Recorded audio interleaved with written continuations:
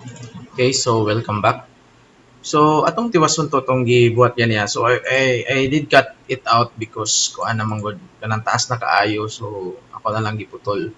So ganiha, we left from katong login process na to, no, which is sa testing nato dire, we were able to actually log in, no. So wala mao so na i-reload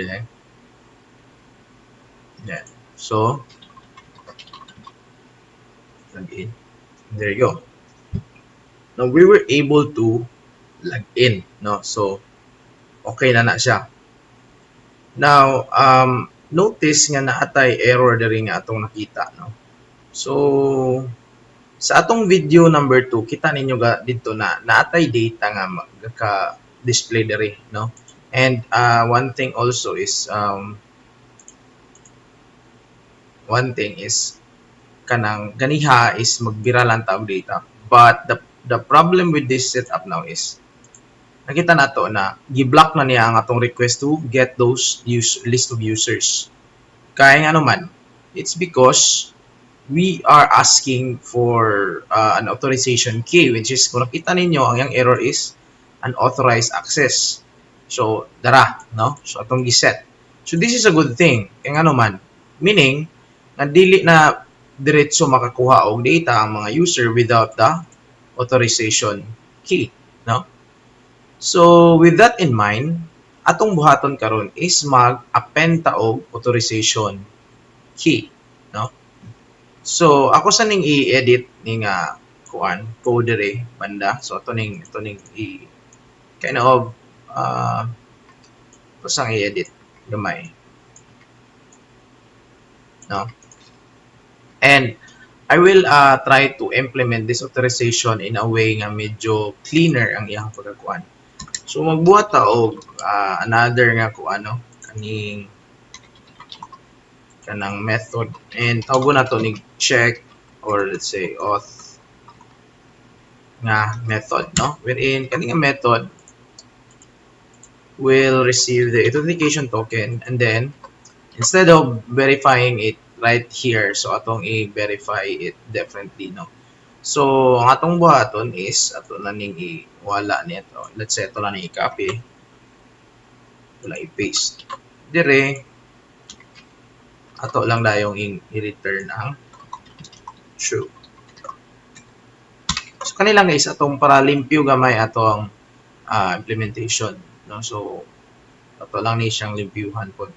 So ito na lang itong tawagon ang auth na to na process, and ito ipasa niya itong token. So we don't need to put it here like this. So pwede na ingani ang atong implementation, no. So medyo mas limpyo siya.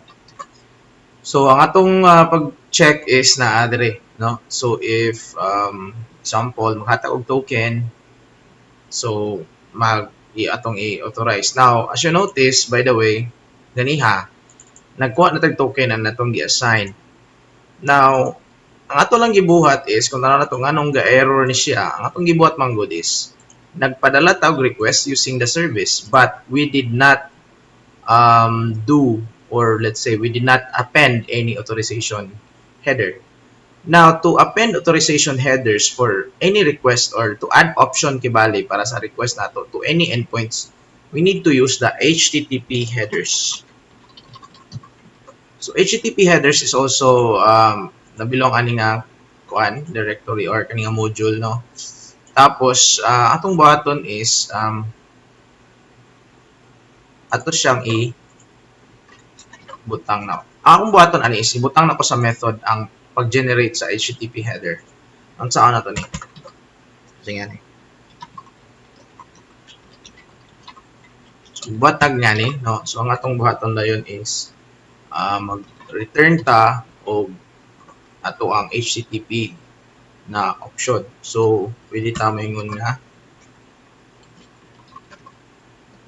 headers tapos new HTTP headers. Then dire din ta mag-define sa ato ang string, no? So, or string of options. Pwede nato ibutang dire itong say content type, pwede ta magbutang dire ana, no? So this is JSON data format man. So ato nang buhaton. Then application slash JSON and yun nga authorization. And then tutong i-access tong atong data sa atong local storage, get item token. So ato na tong i-attach ang token sa atong header, which is atong gigamit dire, atong giset dara. So using local storage, pwede nato na siya kuhaon. And with this now, pwede na din nato ni siya i-append dire. Now ato lang buhaton is we will say this dot get HTTP options. So with this, we are now able to append this kaninga header dire, no? So anytime nga gusto nato mag-append og header, then ato na siyang buhaton. Now atong testingan natong application, now ato lang ikuan is can we now get data, no? So itong i-test admin. Yon. So successful ang ato ang header. Now we are able to append it, no? Like that. Now, medyo crowded na kayo, no? Taas na kayo itong quad. So, ito sa ning limpyuhan. Ito ang database. Medyo daghan na kayo records na na-append. So, ito lang ning ibilin ning duha for the purpose of testing. Ito na ibilin. Okay, daghan na kayo. Medyo crowded na po, no? So, try na ito login through. Yan. So, nantay doon ka data. Now, okay. So, now na pwede na maka-attach na taog ato ang header options. No, ang ato na lang dayon is ato pong configure ang ato ang isa ka endpoint nga dili pud ta basta-basta mag-post og data not unless na siya authorization header. So, ang button, igo na lang nato ni kopyahon kani. Then, igo na nato butang na diya sa on top of it, no? So, kung nasa authorization header, then basically, i-allow nato ni nga procedure dire. If wala, then ato lang i-return diretso ang katong error or unauthorized access, no? So, let's test our insert karon, no? So, ato tong i-test tong insert nato nga functionality dire if we can actually insert. Try nato. So, test. Yun. So, ayun. Ang naitabo karon is successfully kuano nato, no, na filter ang request dire. So dili na ta basta-basta lang dayon maka-receive og any request ani nga endpoint. So ato na lang ani karon is since na naman tay token, ato gyapong buhaton sa atong post data is ato siyang butangan og header, no? So dire katulong nga options, no, ay katulong nga parameters. So atong gipadala o din ang option. Try na to send ang atong data now. Say admin and test. Ayun. So now, nabalik na nato ang functionality, no? So this is kind of good. Kaya we are now able to block any unauthorized requests sa ato ang mga endpoints, no? So, yun. So we are now able to use that. Ato na lang i-polish pagamay atong application, no? So basically ang atong login is okay naman So we will try and do something here sa home. Here. Tapos okay, ato lang sa ning set up, no? So ito ikuan nga pag human og save, ato lang i-return to blank ang atong data. So ito lang i-blanco balik, no? Once maka-insert na ta og data. Tapos atong i-welcome diri ang atong user. Now we will use alert controller kung idugang na ni diri to send a message to our application. Now, in using alert controller, we can basically just go to the Ionic framework dire sa iyang interface. So, it's easy to integrate. No? Try na to gamit. Okay. Or try po na itong modal if we can use modal.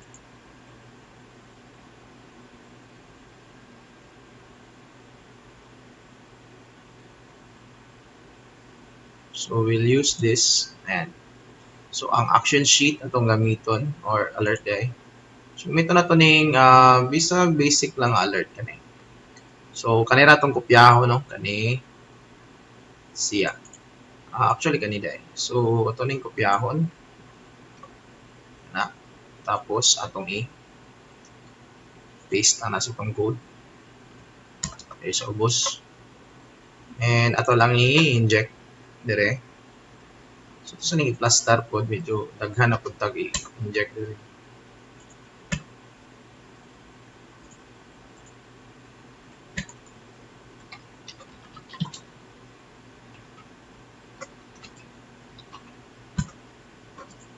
Yan, no? So, yan. So, ato na yun na siyang gamito, no? Show alert. So, ngayon lang to direct parameter.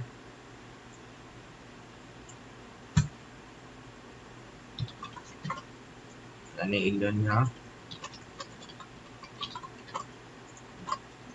No? So, ito lang na ignon na pag successfully added ang data, which is pareha rin, no? So, we can just okay, so appeal dito, pwede ito butangan dire o message, no? Pag ma-successful ang iyahang pag-insert dire, example, insert sa data, na naman tayo reply dire, no? Ayan, so na naman na so ito na lang ang gamiton dire, no? So, ano na lang. So, this dot show alert. Then, ito ipasa dire ang response. Yan. And dire po ang login nato atong i-welcome ang atuang user, no? So, itong button is this that show alert. So, itong button is itong ipasa dire ang message. So, we will construct a message here. Let's say, ito na lang. Say, welcome space or para so, gamit na lang tawag. So, welcome.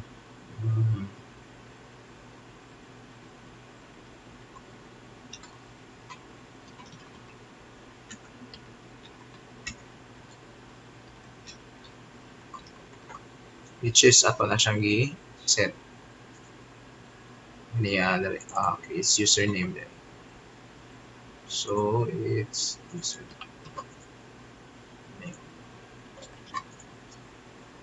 And so, now we have done basic login process. And one thing is, we have also make sure nga atong ma-secure ni dire, no? Ang ato ang endpoints.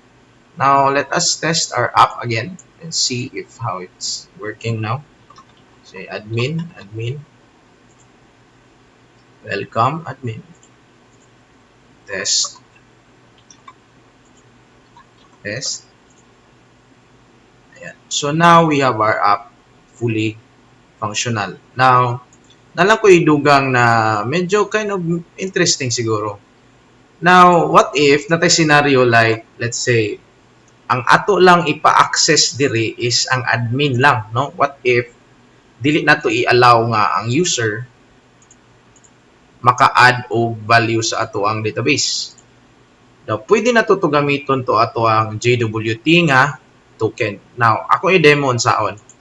So, ang atong buhaton is since naaman tay token nga atong gigamit and we have set a payload like ganiha, we have a user type sa atong payload, pwede na to i-decode man eh. So we will use the decode na method ni JWT and we will try to decode the authentication token nga gihatag nato diri sa iya, and ato na yung ihatag diri ang ito lang i-provide ang iyahang mga requirements, no. So anyway, ako na ning napakita ganiha, pero ako lang gamiton siya, no.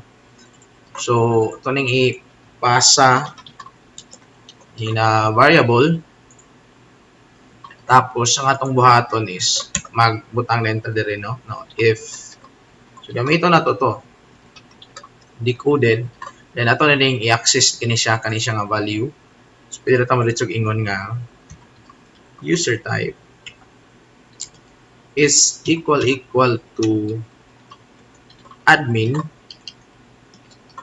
Ayan, then okay, so ato siyang ipa-access si admin, else atong i-reply nga unauthorized access gyapon. So this is to filter user access, no. So pwede nato ikuan using also the authentication key atong gihatag. Now atong i-testing ni siya, no, kung pwede ba gyud. Now atong buhaton is okay, magbuhat sa itag logout process diri, no. So wala tay logout procedure, so mag-add ta og logout diri sa ato ang ano. So atong ibutang siguro diri sa ato ang homepage.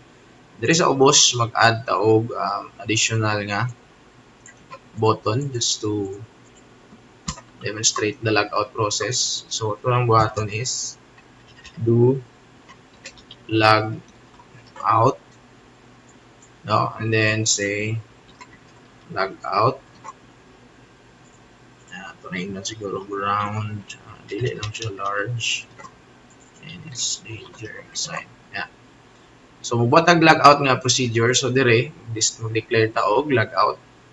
So do log out. So itong button na sa logout is ato lang i-clear up ang atong local storage. So local storage dot remove item, or shall we say pwede na ta maingong clear, or kung gusto nato tinagsahon ang item, then pwede na ta ani tinagsahon nato. Kung kanira atong gustong tangtangon, no. So kung gusto nato isa lang pwede na. Pero gusto nato, let's say, clear gyud nato tanan, pwede na tayo mag-clear. Then empty to niya, no. Anong buhaton man nato ni? It's because atong i-clear up tong token, no, para wala na remaining data nga ma-cache pa niya dito, no. So to i-clear out para kani nga mobile app kibaling atong gibuhat is dili na siya maka-access if di siya mo login or through. Now, if ato siya i-log out, so basic lang, no, this dot set root. Sorry. It should be nav controller that set root, and then pwede na to ignon nga login page. Ayan. So I think na-import naman nato ang login page, so we can just easily call it here.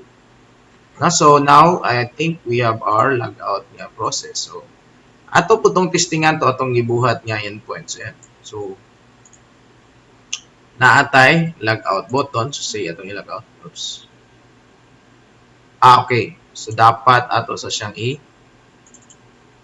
i-register. Yeah, I think it's registered naman. Okay, I think nagdrama na po ni. So what we will do is we will cancel muna the serve. So i-close. So na yung i-run outro ang Ionic. So medyo na siya ay gamay nga problem. So anyway, Ionic serve.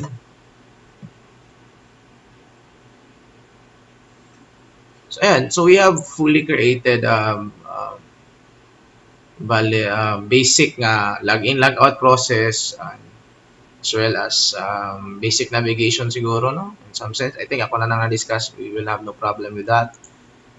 We also have this and inilaya, no, using HTTP access, and pinaka-importante, we were able to set up our RESTful endpoint, no, wherein pwede na nato ni siya magamit for our application nga mag-set up tag REST API to call or set our data baka or to nga nga idea.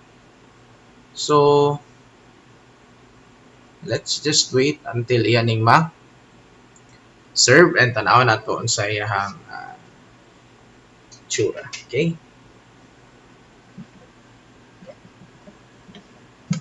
Oops. Okay, that was just okay, no? Kung button ani is ito na ipa-rebuild or kini kay gawas ni siyang error because kini man gud nga mga method na naa diri itong giset wala pa ni siya ga-exist. Unya pa ni siya mo exist if ato siyang panon i-request. So inyong button lang is i-edit na nyo gamay, save dayon. Yan ano, so i-trick lang ninyo ang Ionic nga na may changes na i-save na. Yan nang i-build outro. So and so di ba nawala na po yung error. So medyo na siya yung problema na. So try to admin, welcome admin. So ayan, okay. We just have a problem now. Okay, I think I forgot to actually attach ba? Let me check.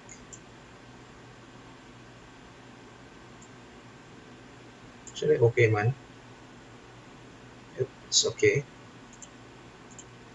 Try natin test. So,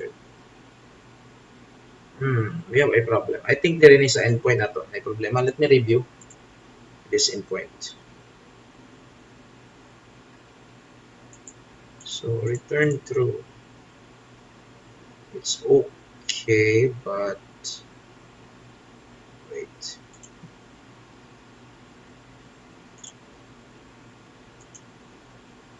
Okay. Users.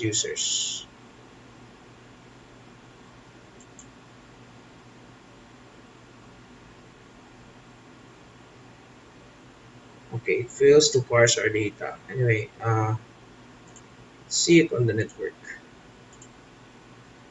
Okay. So yan, ito yung error. So darang error. So we'll just find it here. Okay, I think sa atong pag-decode, we should not use the key because ang name there is JWT key. So I think kana ang problema. We're just gonna save it here and then okay, try na itong insert. Okay, we have same error. So ito na siyang i-reload. So, admin. Oops, same error. Let me check it again. So yung error. JWT key. Users. Probably. Okay, it's capital K. Okay, it's capital K. So, try natin. Outro. Just test. Ayan, no? So, ayan. So, since admin man siya, so, pwede siya maka-insert of data. Pwede siya maka-view data. Now, what if it's an ordinary user? So, let's say it's user. So we expect nga kani nga account dili siya maka-post o di pa siya maka-get of data. Welcome user, but as you notice, yeah, ayun, gi-block na niya, it's an unauthorized access. And then if we try to add new data, it's still unauthorized. You cannot do this, no? So, ayan, so that is the thing with this, how you handle this problem here, no? So yan lang, no? So that is how you do or how you process basically that's how you work with Ionic and then the RESTful endpoints. So that ends the series for HTTP. So now we will end it here for HTTP. Now the next video will be all about SQLite. So I'm still going to use this endpoint for the future usage, no? In case we try to send data to our database. So for this session, I think that's enough for HTTP. and we are able to meet our task. No? So set up this one, create authentication endpoints, login procedure, and authorize. So that's it for this video. No, see you around on the next video that we are going to work on. So that's it. Thank you for listening.